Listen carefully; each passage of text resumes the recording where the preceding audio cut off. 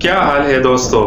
وہ کون سا موقع تھا جب پاکستان اور عراق کے مابین جنگ چڑھتے چڑھتے ہی ٹل گئی، جب پاکستانی فورسز نے اسلام آباد میں موجود عراق کے سفارت خانے پر چڑھائی کی اور عراقی کونسلر بھاگ نکلنے میں کامیاب ہو گئے۔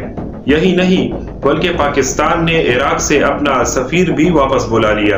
پاکستانی انٹیلیجنس اداروں کو ملنے والی ایک روسی ساختہ گولی نے کیسے عراق کی پاکستان کے خلاف سازش کا پردہ چاک کیا؟ جب سازش عراق کر رہا تھا تو گولی روسی ساختہ کیوں تھی؟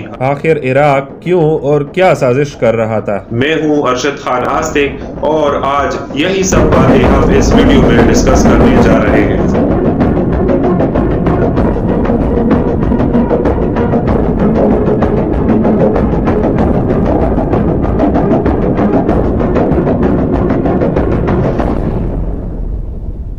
عراقی سفارت خانے کی تلاشی اور اس پر چھاپے کے نتیجے میں اسلحہ کی برآمدگی کی تمام کہانی ایک گولی سے شروع ہوئی، جس کے بارے میں پاکستانی انٹیلیجنس نے مخبری کی تھی۔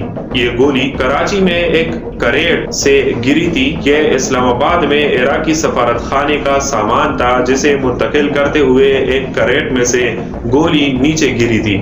یہ کریٹس کراچی سے PIA کی پروازوں کے ذریعے اسلام آباد لائے گئے تھے۔ پاکستانی انٹیلیجنس کو اس پر شک گزرا اور کوچ شروع کر دی گئی۔ سوال یہ تھا کہ سفارت خانے کے سامان میں گولی کا کیا کام؟ یہ گولی آخر آئی کہاں سے؟ گولی بھی روسی مشین گن کی، جو پریشانی کی اصل بات تھی۔ واضح رہے کہ سابقہ سوویت یونین اور عراق ان دنوں ایک 15 سالہ دوستانہ معاہدے کے بندھن میں تھے، جس پر 9 اپریل 1972 کو لبنان کے دارالحکومت بیروت میں دستخط کیے گئے تھے، کیونکہ سوویت یونین کو مشرق وسطی میں مغربی ممالک کے مقابلے میں ایک مضبوط اتحادی چاہیے تھا۔ اس معاہدے کی روح سے سوویت یونین عراق کو اسلحہ فراہم کر رہا تھا اور یہی اسلحہ عراق نے اسرائیل کے خلاف بھی مختلف مواقع پر استعمال کیا ہے۔ اسی لیے عراقی سفارت خانے کے سامان میں روسی گولی کے موجود ہونے کا مطلب وہی عراقی اسلحہ ہی تھا جو عام طور پر عراق جنگوں میں استعمال کیا کرتا تھا۔ ان دنوں عراق میں صدام حسین جبکہ پاکستان میں وزیر اعظم ذوالفقار علی بھٹو کی نو قائم شدہ حکومت تھی، جسے اس گولی اور انٹیلیجنس کی اطلاعات کے بارے میں آگاہ کیا گیا۔ بعض ذرائع کے مطابق بلوچ سردار اکبر بگٹی نے بھی بھٹو کو خفیہ طور پر آگاہ کیا کہ عراق بلوچستان میں بغاوت پر مبنی اقدامات کی پشت پناہی کر رہا ہے۔ ذرائع کے مطابق ایسے اطلاعات بھی تھے کہ بلوچ لبریشن فرنٹ کو عراق کی جانب سے فنڈز مل رہے ہیں۔ اس واقعے کے بعد 10 فروری 1973 کو عراقی سفیر کو پاکستانی دفتر خارجہ طلب کر لیا گیا اور ان سے سفارت خانے کی تلاشی دینے کا تقاضا کیا گیا۔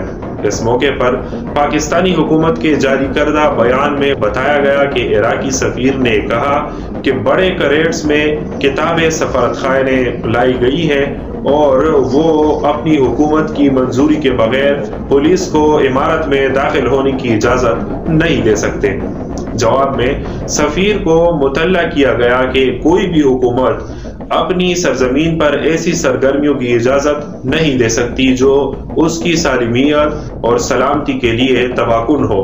ان واقعات پر عراقی سفیر نے عراقی پولیٹیکل اتاشی نثار السعود کو مورد الزام ٹھہرانے کی کوشش کی۔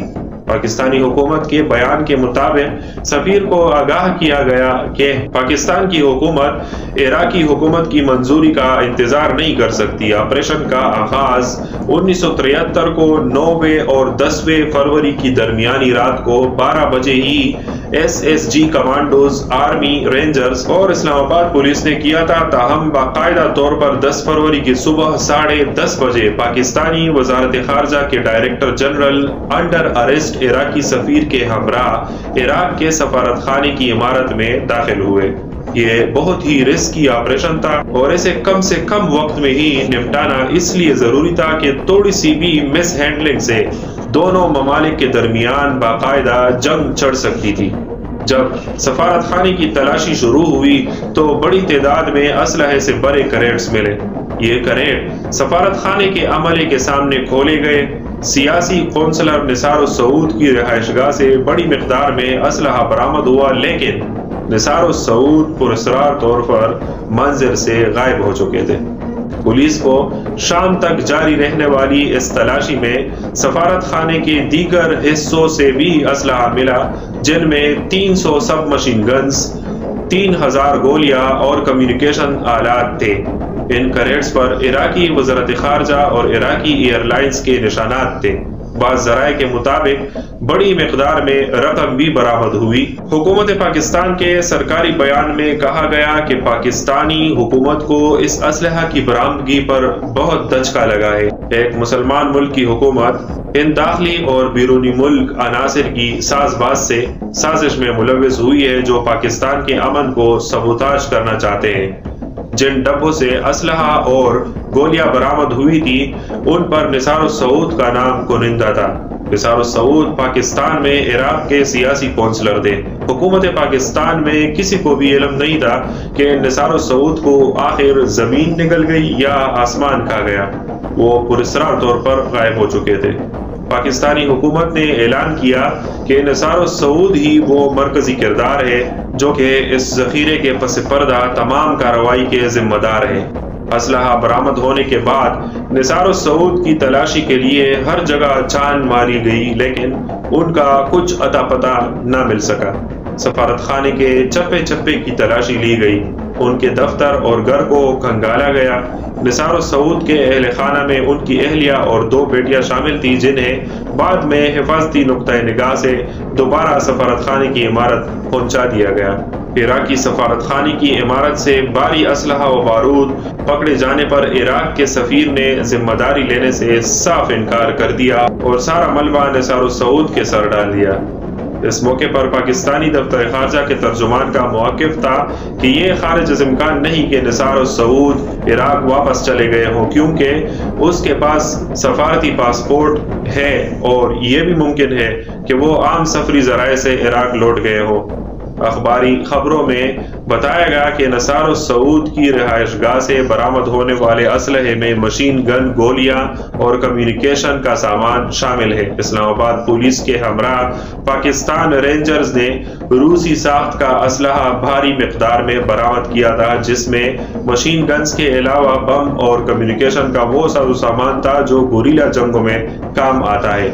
سرکاری بیان کے مطابق اس کا مقصد شرپسندوں کو گوریلا جنگ کی تربیت دینا اور پاکستان میں امن و امان اور ہم آہنگی کی فضا کو تباہ کرنا تھا۔ حکومت پاکستان نے زور و شور سے نثار السعود کی تلاش شروع کر دی۔ قانون نافذ کرنے والے اداروں کا ہدف یہ بھی تھا کہ اس کے پاکستان میں رابطوں کا سراغ لگایا جائے تاکہ یہ پتہ چل سکے کہ اس اسلحے کو کس مقام پر تقسیم کیے جانے کا ارادہ تھا۔ اس واقعے کے بعد پاکستانی حکومت نے عراقی سفیر اور سیاسی اتاشی کو ناپسندیدہ شخصیات قرار دے کر ملک سے نکل جانے کا کہا اور اپنا سفیر بھی بغداد سے واپس بلا لیا۔ بعد کی تحقیقات سے پتہ چلا کہ نثار السعود عراقی سفارت خانے پر چھاپے اور اسلحہ کی برآمدگی سے ایک دن قبل ہی اسلام آباد سے فرار ہو گئے تھے۔ وہ بغداد پہنچ گئے اور ادھر اپنے معمول کے سرکاری فرائض سنبھال لیے۔ جنوبی ایشیا پر گہری نظر رکھنے والی صحافی اور محقق سیلیک ہیریسن نے اپنی کتاب ان افغانستان شیڈو میں لکھا ہے کہ السعود پاکستان میں بے نقاب ہونے سے 3 دن پہلے لاپتہ ہو گئے تھے اور پھر صدام حسین کے خلاف بغاوت کی کوشش سے تعلق ہونے پر 2 جولائی 1973 کو عراقی چیف ناظم قزار کے ساتھ اس کو پھانسی دے دی گئی۔ عراقی ایمبیسی سے اسلحہ کی برآمدگی کے تیسرے دن پاکستان پیپلز پارٹی کی قیادت میں وفاق میں قائم حکومت نے عطا اللہ مینگل کی سربراہی میں چلنے والی بلوچستان کی صوبائی حکومت کو غداری کا الزام لگا کر برطرف کر دیا تھا۔ وزیر اعظم بھٹو نے خود کو محض اس الزام تک ہی محدود نہیں رکھا تھا کہ وزیر اعلیٰ مینگل کی حکومت نے اپنی مختصر مدت کے دوران کئی مرتبہ اپنی آئینی ذمہ داریوں سے تجاوز کیا، بلکہ انہوں نے یہ عالمی اہمیت پیدا کرنے والے الزامات بھی وزیر اعلیٰ مینگل اور گورنر بزنجو پر عائد کیے کہ سوویت یونین اور عراقی حکومت کی ملی بھگت سے انہوں نے پاکستان کو عدم استحکام سے دوچار کرنے کی کوشش کی ہے۔ اور حقیقت یہی ہے کہ عراقی سفارت خانے سے اسلحہ کی برآمدگی کے بیک وقت ہونے والے واقعے نے بھٹو کے الزامات کو مزید تقویت بخش دی۔ یہ وہ وقت تھا جب عراق اور ایران میں فوجی مخاصمت اپنے عروج پر تھی۔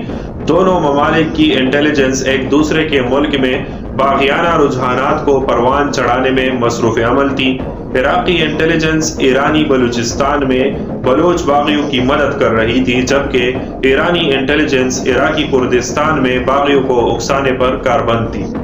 بعض پاکستانی مصنفین کی رائے میں عراقی سفارت خانے سے پکڑے جانے والا اسلحہ ایرانی بلوچستان کے لیے تھا تاکہ وہاں مشکلات کو بڑھایا جا سکے، لیکن یہ بات اسلام آباد سے ایرانی بلوچستان کے درمیان طویل فاصلہ کو مد نظر رکھتے ہوئے بعد از قیاس معلوم ہوتی ہے۔ اس کی آخری توضیح سیلیگ ہیریسن نے دی ہے۔ امریکی صحافی سیلیگ ہیریسن نے بلوچستان اور اس کے مسائل کا قریب سے مشاہدہ کیا تھا۔ انہوں نے اپنی کتاب میں لکھا ہے کہ عراقی سفارت خانے سے برآمد ہونے والا اسلحہ پاکستانی اور ایرانی انٹیلیجنس سروسز کا شاخسانہ ہو سکتا ہے تاکہ صدام حسین حکومت کو شرمندگی سے دوچار کیا جائے اور عراقی سفارت خانے سے اسلحہ کی برآمدگی میں عراقی سفارتکار نے ایرانی اور پاکستانی انٹیلیجنس کا ساتھ دیا ہو۔